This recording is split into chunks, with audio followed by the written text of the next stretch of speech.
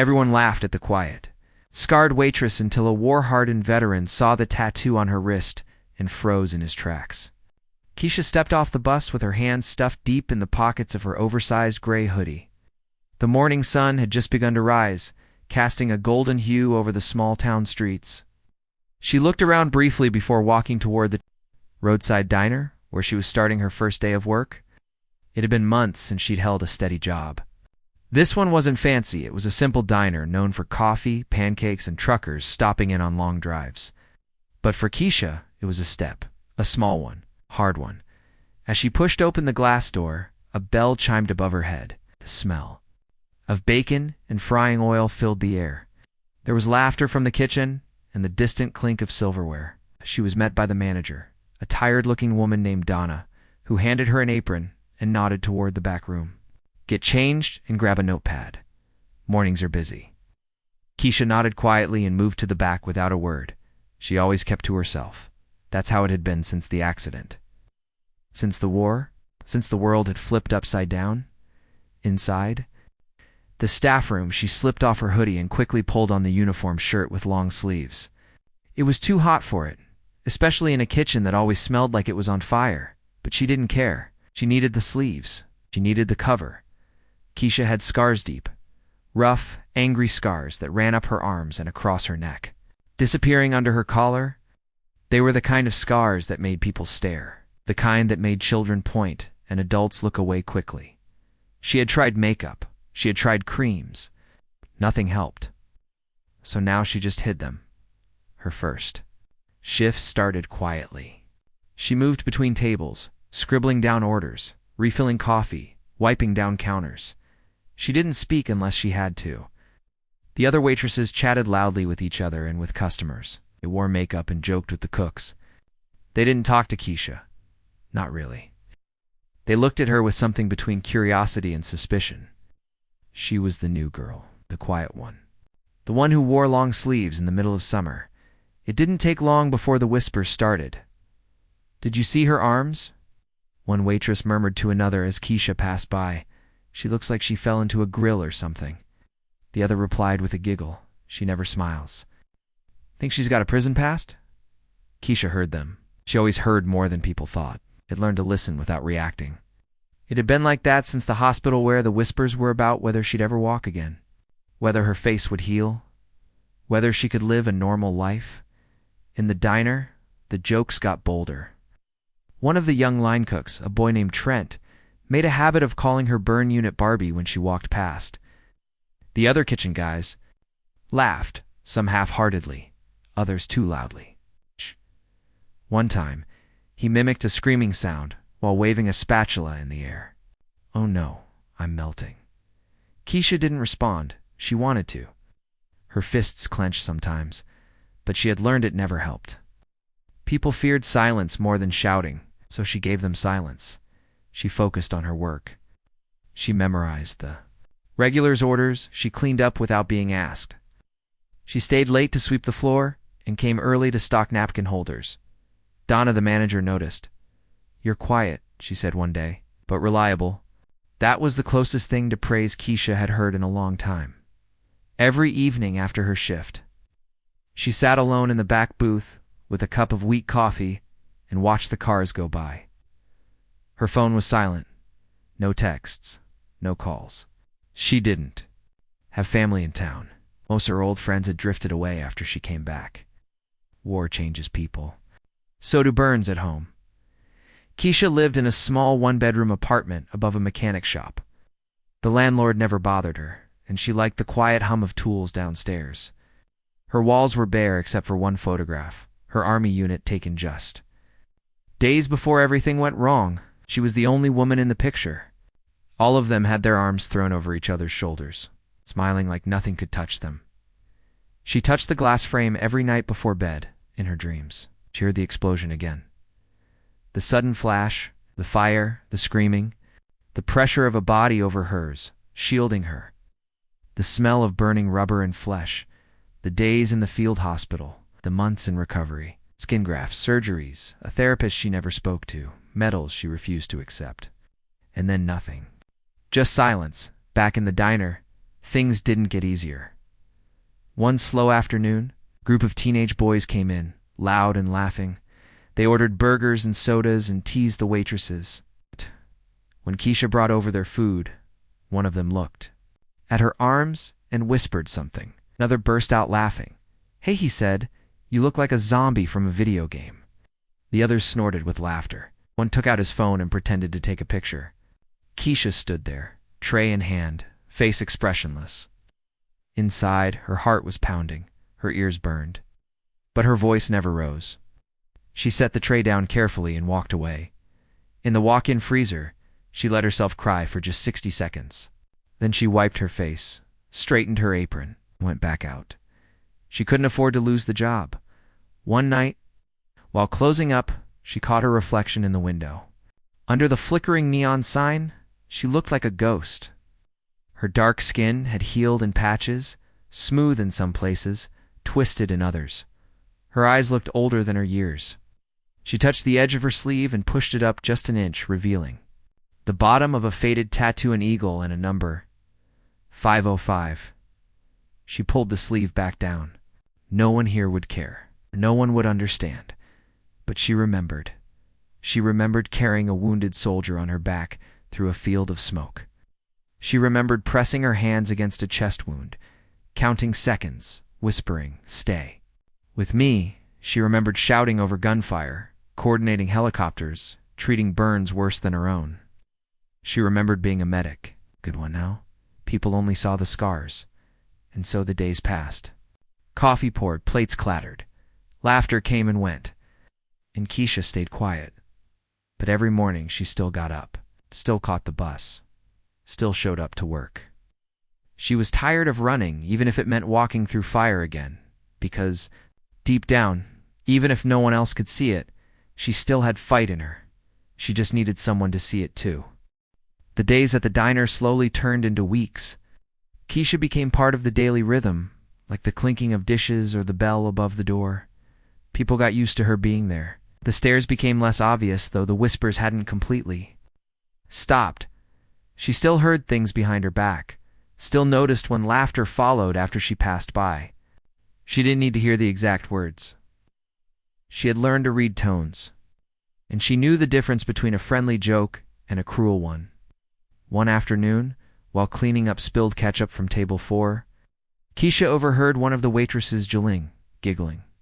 Near the counter, "I heard she was in a fire," Jolene said, leaning in close to the fry cook. It's like maybe she set her house on fire or something, who knows. "She never talks. Could be hiding something." The fry cook nodded, amused. "Or maybe she's one of those crazy veterans. You know, shell-shocked or whatever. Could go off any second." They both laughed as Keisha quietly wiped the table, her back to them, her hands shaking. It was hard not to let it get to her. Hard not to let the words dig deep. She reminded herself that they didn't know. They hadn't been there. Didn't see what she'd seen. She told herself that every single day. But sometimes, when she went home and closed the door behind her, the silence was so loud that even her memories couldn't drown it out. One evening after a long shift, Keisha sat at her small kitchen table, staring at a cup of tea she hadn't touched.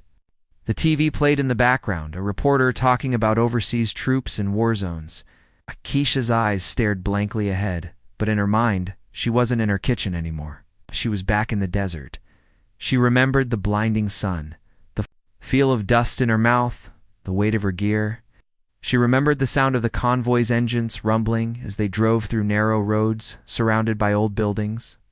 She remembered the sudden scream through the radio, IED, IED. The explosion came a second later. Everything went white. Then came the fire. She'd been in the second Humvee, closest to the blast. When she opened her eyes, she was upside down, pinned between twisted metal and broken glass. Flames licked at the edges of her uniform. She heard someone screaming. It took her a few moments to realize it was her own voice. She managed to crawl out, her hands burning as she dragged herself over the ground. Her legs didn't work. There was blood in her mouth, but she kept moving. She remembered seeing Sergeant Vega, his leg gone, his face pale. She pulled him behind a broken wall. She applied a tourniquet with shaking hands. Then she ran, limping, half blind to help the others. When the medevac arrived, she refused to get on it until the last man had been lifted. She passed out seconds later. She woke up in a hospital bed 2 days later, with bandages covering most of her body, and a nurse telling her she was lucky to be alive. Lucky. That word never sat right with her. The recovery was slow and painful. Dozens of surgeries. Physical therapy that made her scream. A mirror she couldn't look into for weeks. The scars came later hard, shiny forever. Some people called them battle wounds. Keisha called them reminders. Reminders of the heat, the pain, the silence after the explosion. Reminders of the 3 men she couldn't save. Their names were still in her head. Vega Dawson. Lynn. She saw them every night. After she was discharged, Keisha tried going home to her mother's place in Mississippi, but her mother looked at her differently now, not with fear, but with helplessness. Her little girl was broken, and she didn't know how to fix her. They argued a lot. Keisha couldn't sleep. She jumped at every loud sound. Her hands trembled for no reason. She avoided mirrors. She started wearing hoodies and long sleeves all the time, even indoors. After a month, she packed a bag and left.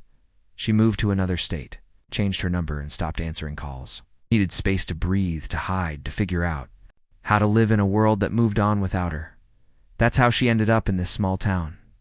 She found a cheap apartment above, a mechanic's garage, and walked past the diner one day with a help wanted sign in the window. She went in and got hired on the spot. They didn't ask questions. She didn't offer answers. And now, here she was. Every day, she walked to work. Every day, she wore the long sleeves. Every day, she kept her head down and her voice quiet. But inside, she was screaming. One particularly rough night, Keisha stood behind the diner taking out the trash. The alley was empty and dimly lit. She leaned against the wall and slid down until she was sitting on the ground. Knees pulled up to her chest. She felt tired, not just physically, but in her soul. She had done everything right, or served her country. She had saved lives. And yet here she was, laughed at by teenagers, whispered about by coworkers, judged by people who didn't know her story. She pulled back her sleeve and looked at the tattoo on her wrist. It was faded but clear, a military eagle above the numbers 1 to 505. Her unit. Her brothers. She missed them so much. She thought about going back to the VA hospital. The last time she'd been there, they handed her a pile of papers, a packet of pills, and told her to rest. That didn't help. Nothing helped and still. Every morning, she got up and went to work, because deep down, there was still something in her that refused to give up. Maybe it was stubbornness. Maybe it was pride. Maybe it was a promise she made to herself during the worst of her recovery. She wouldn't let the fire be the end of her story. Back inside the diner, the others didn't notice how tired she looked, or how tightly she held her arms too. Her chest. They were too busy with their own lives. Jolene was complaining about her boyfriend. Trent was bragging about some girl he met. Donna was arguing with a delivery guy about missing bacon. Keisha just kept moving, cleaning, pouring coffee, taking orders. Then one night, something small happened that stuck with her. An older man came in, sat at the counter and ordered a coffee. His hands were calloused. His jacket was worn. He looked at her without flinching. When she brought his cup, he nodded and said softly, "Thanks, soldier." Keisha froze for a second. "How did you?" He smiled faintly and tapped his own sleeve, where a faint outline of a tattoo showed under his shirt. Same unit. Long time ago. Keisha blinked, her throat tightening. He didn't ask questions. He didn't pry, just sipped his coffee and left her a generous tip. That moment stayed with her all night. Someone had seen her, really seen her, and for the first time in a long time, she didn't feel invisible. Back in her apartment, she opened the drawer by her bed and pulled out the small wooden box that held her medals. She hadn't looked at them in over a year. One by one, she ran her fingers over them. Bronze Star, Purple Heart, Army Commendation. She didn't feel like a hero, but maybe, just maybe, she wasn't as lost as she thought. The next day at work, the whispers continued. The jokes hadn't stopped. But Keisha's steps felt a little steadier. Her hands didn't shake quite as much. Something inside her had shifted. Maybe she wasn't ready to tell her story yet, but she wasn't hiding from it anymore either. The day had started like any other. Keisha walked into the diner just after sunrise, the early light washing over the windows in a soft orange glow. She wore her usual long-sleeved shirt under the diner uniform, her hair pulled back neatly, her eyes tired but focused. She'd become a part of the background at the diner now. Some customers barely noticed her. Others looked at her scars and turned away. But most just saw her as the quiet waitress with the tired eyes. She had stopped. Expecting kindness, she didn't need it. She just needed the job. Bills didn't care about feelings. Rent didn't wait for healing.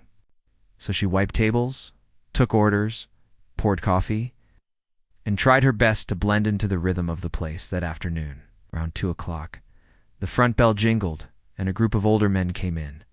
They walked with slow steps, backs slightly, bent eyes scanning the room with the careful calm of men who had lived through more than they said. Keisha didn't think much of them at first. They looked like the usual veterans who sometimes passed through on road trips, baseball caps with military insignia, jackets with old patches, serious faces. One of them, a tall man with a limp and a white beard, took a seat at the counter. His friends found a booth nearby.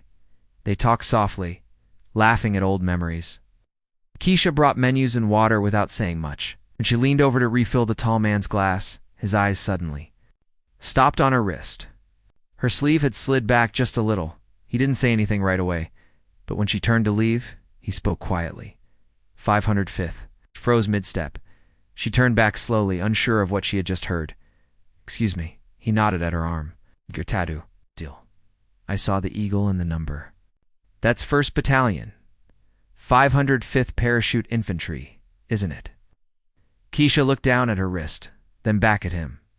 Her heartbeat quickened. Yes, she said, her voice quieter than usual. How do you know that? The man smiled gently. I served with the 505th in '82. Panama, I'd recognize that ink anywhere. Keisha felt something shift inside her, something she hadn't felt in a long time. It wasn't fear. It wasn't sadness. It was something else, something she hadn't expected. Recognition? He reached out a hand. Name's Walter, Staff Sergeant. Retired you? She slowly shook his hand. Keisha, combat medic. Afghanistan. Walter nodded slowly, his eyes softening. Saw some tough times, I bet. She nodded, his voice lowered. Those scars. That's what I figured when I saw the tattoo.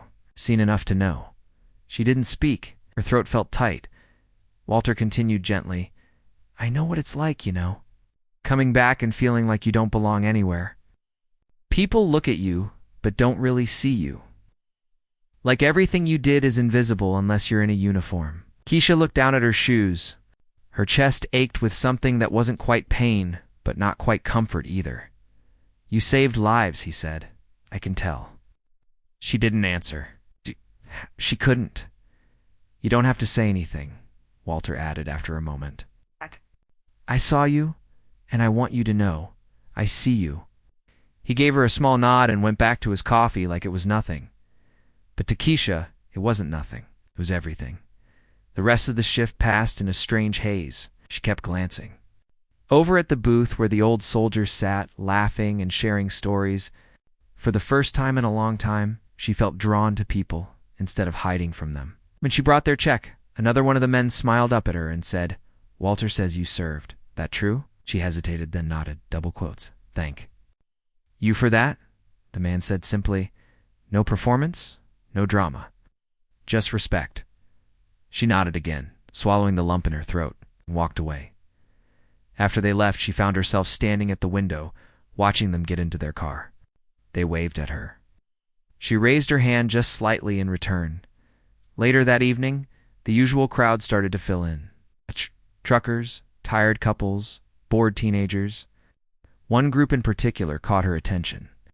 It was the same teenage boys who had made fun of her weeks ago. They came in again, loud and careless, throwing napkins and laughing too loudly. As they slid into a booth, one of them made a face at her as she walked by, pretending to limp and dragging one arm like a zombie. She ignored it. She had learned too, but before she could get too far, Walter reappeared at the door. He had forgotten his wallet and came back for it. As he walked past the booth where the boys were sitting, he paused. He didn't say anything, just looked at them. It was enough. Something about his expression made them stop laughing. Walter walked to the counter, picked up his wallet, and turned to leave. But just before he opened the door, he looked at Keisha. "You let me know if they bother you again," he said calmly. "I've got friends." The boys watched the whole thing. One of them muttered something under his breath, but Keisha didn't feel afraid. She felt something rising inside her again. Not anger, not fear. Strength. That night after her shift ended, Keisha sat in the back booth like always. She stared out the window, watching the headlights pass by on the road. Her reflection looked back at her from the glass tired. Yes, but not broken. For the first time in years. She pulled up her sleeve fully and looked at the tattoo without sadness. She remembered getting it with her unit. How they had all joked about how much it would hurt. How they laughed when she flinched. How proud they had all been to wear the same mark, sign of loyalty, the gotcha symbol of family. She traced the ink with her fingers. It was faded but still strong. And then something happened. She stood up and walked to the bathroom. She looked at herself in the mirror for a long time. It's not just at the scars, but at her eyes. They weren't the eyes of a victim. They weren't the eyes of someone weak. They were the eyes of a survivor. Someone who had walked through fire and came out the other side. She unbuttoned the top of her shirt slightly, just enough to see part of the burn on her neck. She didn't turn away. She didn't flinch. She just looked, and for the first time, she didn't feel ashamed. That night, Keisha didn't take the back exit. She walked out the front door and nodded at Donna, who gave her a surprised look. Outside, the air was warm and the sky full of stars. She walked slowly, her steps steady, her back straight. As she crossed the street toward the bus stop, she noticed an old man sitting on the bench. He looked up and gave her a curious glance. "You were in the army?" he asked, pointing to her sleeve. She paused for a second, then nodded. "Medic," she said simply. He smiled and nodded. "My daughters. In the Navy. God bless you." She nodded again, quietly. On the bus ride home, Keisha sat by the window, watching the night blur past. She wasn't smiling. Not yet. But something had changed. Something small. Something powerful. The next day, she woke up and opened her drawer. Inside was the small wooden box again. She opened it and took out the medals. This time she didn't put them away. She placed them on her dresser, one by one, and left them there. She didn't need to hide anymore, and maybe, just maybe, it was time people knew who she really was. The sun rose slowly, casting a golden light over the small town. Birds chirped outside, and the early morning traffic rumbled faintly in the distance. Keisha stood in front of her small mirror, buttoning her uniform shirt.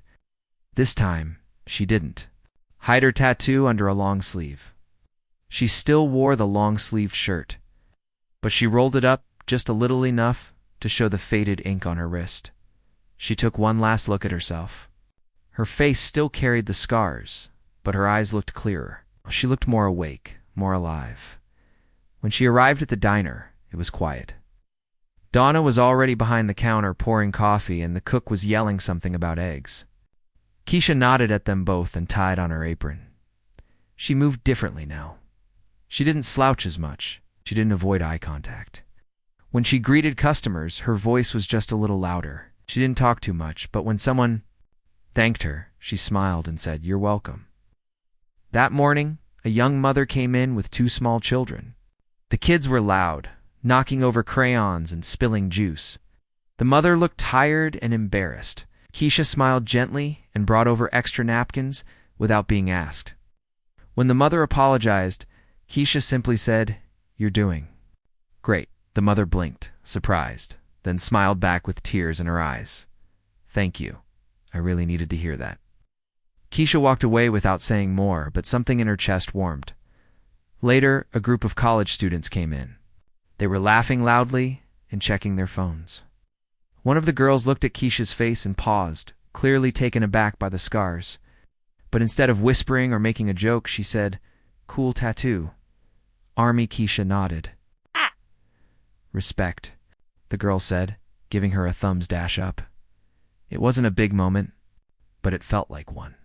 After her shift, Keisha sat outside on the bench near the parking lot, sipping water and stretching her legs. She looked up at the sky. The clouds moved slowly. The world felt calmer. Walter had been back twice since that day when he recognized her tattoo. The second time, he brought a small pin with him, a tiny silver parachute bejand, placed it on the counter when he paid his bill. "Had a spare," he said. "Thought you might like to have it." Keisha had stared at it for a few seconds before picking it up gently. She kept it in her apron pocket now. It reminded her of something she had almost forgotten, that she belonged to something. A unit, a team, a family. That night, something unexpected happened. Donna came to her while she was cleaning the counter. She said quietly, "I was wondering, I know it's not really my business, but were you in the Army?" Keisha turned slowly, a little cautious. "Yeah," she said softly. Donna nodded, looking uncomfortable. I just wanted to say I'm sorry about before. I mean, I didn't say anything rude, but I didn't stop it either. And the others laughed or stared or whatever. I just stood there." Keisha didn't say anything right away. Donna went on. "I guess I didn't understand, but I do now. You're brave. And I think we've all been kind of small-minded." Keisha looked at her for a moment and then said, "Thank you." That was it. But it meant something. After work, Keisha walked home under the streetlights. The night air was warm, and the pavement still held the heat of the day. She passed a small group of teenagers gathered near the gas station. One of them glanced at her but didn't say anything. No mocking, no laughter. Maybe they remembered Walter. Maybe something had shifted. When she got home, she opened her laptop and stared at the screen. She hadn't checked her email in weeks. She finally opened it. Dozens of unread messages from her mom, from friends in the Army, from the VA hospital. She opened one from her former squad leader. It was short. Just 4 lines, Keisha heard. "Where you ended up. If you ever want to talk or come by one of the reunions, let me know. We miss you. You saved lives. Don't ever forget that." She stared at the message for a long time. Then, slowly she typed, "Thank you. I might come by sometime." The next day, she did something she hadn't done in a long time. She went to the public library. It was quiet and cool inside. She walked to the shelves and found a book on trauma recovery. She checked it out, along with a small notebook. She began writing that night. She didn't know if it would become a journal or a letter or a book. She just wrote about the fire, the Humvee, the screams, the silence. It's about the men she couldn't save, about the ones she did. She wrote about the way people looked at her scars, about how she used to hide, about Walter. About the diner, every page felt like a small release. One night, while she was sitting on her apartment balcony, a woman from the building next door leaned over and said, "I hope this isn't rude, but I've always wanted to ask. Are you a vet?" Keisha hesitated, then nodded. The woman smiled. "Figured my dad was one. Vietnam. He never talked about it, but he had that same look sometimes." Keisha smiled softly. "It's hard to talk about." The woman nodded. "If you ever need anything, like if you need someone to walk to the store with, or just talk 'em around." That night, Keisha cried not out of sadness, but because she didn't feel invisible anymore. Word had slowly started spreading. People in town began treating her differently. Not with pity, but with respect. It wasn't dramatic. It wasn't loud. But it was real. The mailman started leaving her mail with a small "thank you for your service" note.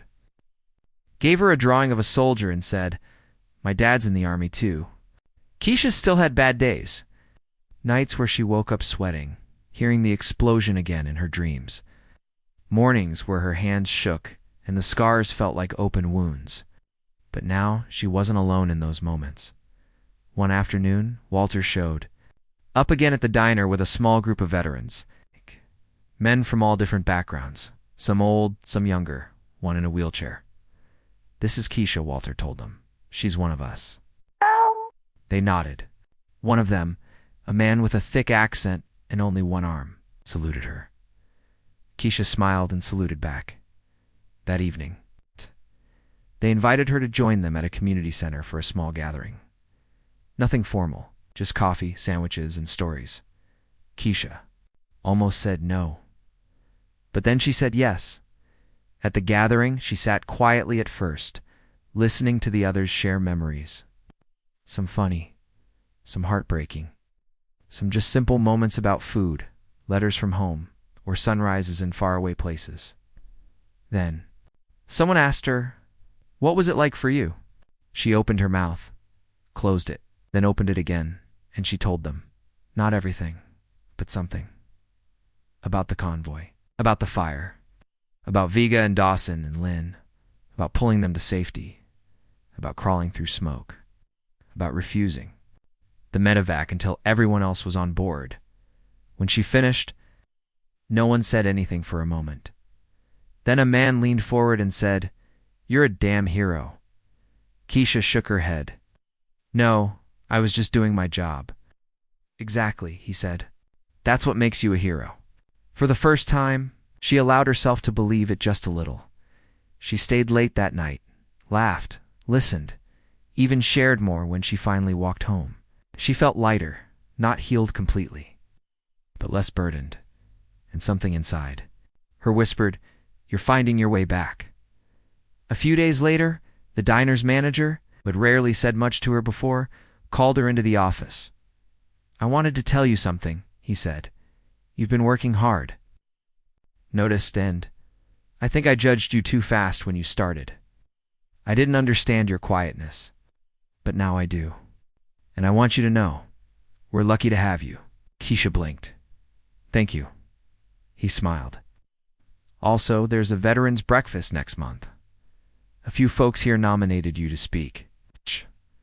Keisha's heart skipped. I don't know. "You don't have to decide now. Just think about it." She nodded. That night, she opened her notebook and wrote, "Maybe I'll speak. Maybe it's time people know the truth. Not just about me, but about what we carry home." Then she underlined one word: strength. The morning of the veterans' breakfast arrived, with soft golden light touching the rooftops. The sky was clear, and a gentle breeze moved the trees outside Keisha's small apartment. She stood in front of the mirror, holding a neatly folded paper in her hands. It was her speech. Her fingers trembled slightly, but her face showed calm. It was the kind of calm that came after walking through a storm and learning to stand. Still again, she wore a white blouse and dark trousers. Simple, clean, neat. Her scars, the ones people used to whisper about, were visible. She didn't try to hide them anymore. Her tattoo peeked just slightly from under her sleeve, and the silver parachute pin Walter had given her was fastened. Above her chest, she touched it gently, then took a deep breath. At the community center, the room was already filling with people. Round tables were covered with red, white, and blue cloths.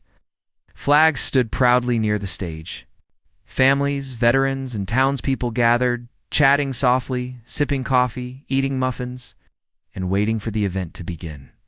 There was laughter, the clinking of silverware, the quiet sound of memories filling the room. Walter was there, sitting in the front row with 3 other veterans. He looked up and smiled when Keisha walked in. She smiled back and felt a strange kind of warmth in her chest. A year ago, she had felt invisible. Now, someone was waiting for her. Now she belonged. Donna waved from across the room, holding up 2 fingers and a quiet peace sign. The manager from the diner was there too, dressed in his best shirt, nodding at her proudly. And next to him sat the young mother with the 2 noisy kids. The children were drawing on napkins again. The mother caught Keisha's eye and gave her a thumbs dash up. Keisha sat near the side of the stage, gripping the folded speech in her hands. Her heart beat fast. She wasn't used to speaking in front of people. She had spoken to her team during missions, shouted commands during chaos, whispered comfort to wounded friends. But this was different. This was peaceful, This was public. This was personal. The host called up the mayor to speak first. Then a local pastor said a few kind words about honor, courage, and sacrifice. And then the host said, "We have a special guest today, a woman who served with great courage and who reminds us that true strength often wears many faces. Please welcome Sergeant Keisha Williams." As she walked up to the stage, the room fell silent. Every footstep sounded louder in her ears. She stood behind the small wooden podium, placed her paper on it, and looked out at the faces watching her. Some were curious, some respectful, some emotional. She took a breath. "I wasn't sure if I was going to speak today," she began, her voice soft but steady. "A year ago, I probably wouldn't have. I didn't feel like I belonged anywhere anymore. I didn't think people would listen or understand." She paused, eyes scanning the room. But then something changed. Someone saw me. My face. Not just my scars, but really saw me. She told them about the diner, about the laughter, the whispers, the stares, about how she felt like a ghost in her own town. And then she told them about Walter. A stranger recognized something on my wrist, a tattoo. He didn't ask about my face. He didn't ask what happened. He just said, "You were with the 501st. And for the first time in a long time, I remembered who I was. She shared pieces of her story, about the convoy in Afghanistan, the fire, the rescue, the pain, the silence afterward. "I didn't feel like a hero when I came home," she said. "I felt broken, burned, lost. I didn't think anyone would ever see me the way I used to be. But then I realized, maybe I didn't need to be the same. Maybe being different didn't mean being less." The room remained quiet, listening. "We all carry scars," she said. "Some you can see, some you can't. But every scar means we survived something. And survival is strength." When she finished, she folded the paper again. Her hands no longer trembled. The room erupted in applause. It wasn't polite or forced. It was full. Real. Some people stood up. Walter was the first to do so. Then others followed. Veterans saluted. Mothers clapped with tears in their eyes. Even the children stopped drawing and looked up at her.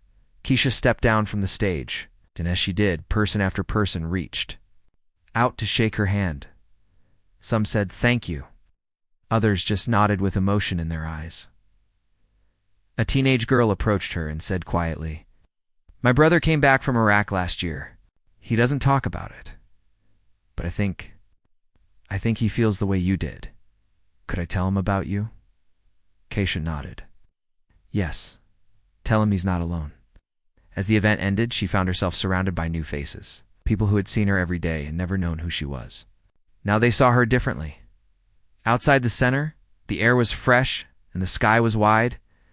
Walter stood beside her. "You did good," he said. "Thanks," she replied. "Proud of you." She didn't know what to say, so she just smiled. In the days that followed, something shifted in the town.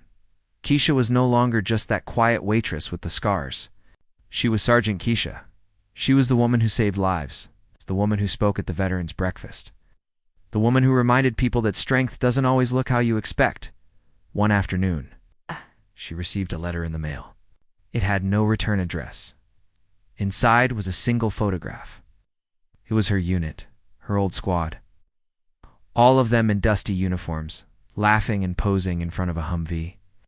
She was in the middle, her arm around Vega, her smile wide and alive. On the back, someone had written, "We never forgot you. Come home anytime." She sat on her couch and cried when she saw it. Not from sadness, because it meant she was remembered. Another day, she was asked to speak at the local high school. Some of the same teenagers who had once laughed behind her, back now sat in the front row, listening with wide eyes. She spoke honestly, about war, about fear, about courage, healing. One student asked, "What would you tell someone who feels broken?" Keisha answered that being broken isn't the end. It's just a chapter. You can write the rest. She became a quiet voice in the community. Not loud, not flashy, but strong. People came to her, Veterans, mothers, teenagers, even Donna, who admitted she was dealing with depression after losing her brother in the military. Keisha listened. She didn't always have advice, but she always had presence. At the diner, she still worked the same shifts. She still poured coffee, cleaned tables, and served food. But now, people came to see her, to thank her, to talk. One day a man came. In wearing a business suit, he introduced himself as a reporter from a regional magazine. "I heard about your speech," he said, "about what happened with that customer last year, and what happened after. Would you be willing to share your story?" Keisha thought for a moment, then said, "Only if you tell it right. Don't make me a victim. Don't make me a superhero. Just tell the truth." The article was published a month later. It was titled, "The Waitress with the Tattoo, A Story of Scars, Strength, and Starting Over." People from other towns started coming to the diner, some just to eat, others just to meet her. But Keisha never let it change who she was. She stayed humble, grounded, real. One day while walking home, a boy about 10 years old rode past her on a bicycle. He skidded to a stop, turned around, and said, "Hey, I want to be in the army when I grow up." Keisha smiled. "It's not easy, but if you do it with heart, it's worth it." He grinned and pedaled off. She looked up at the sky again. It was bright, open. That evening, she wrote one more entry in her notebook. "I started this journey in silence, in pain, but I've found a new voice, one that speaks quietly but carries meaning. My scars are part of me, but they don't define me. I am a soldier. I am a survivor. And now, I am something more. I am whole." And with that, she closed the notebook. Not because her story was finished, but because it was just beginning. Let me know if you'd like a PDF version, Hindi translation, or another story with a new title in the same style.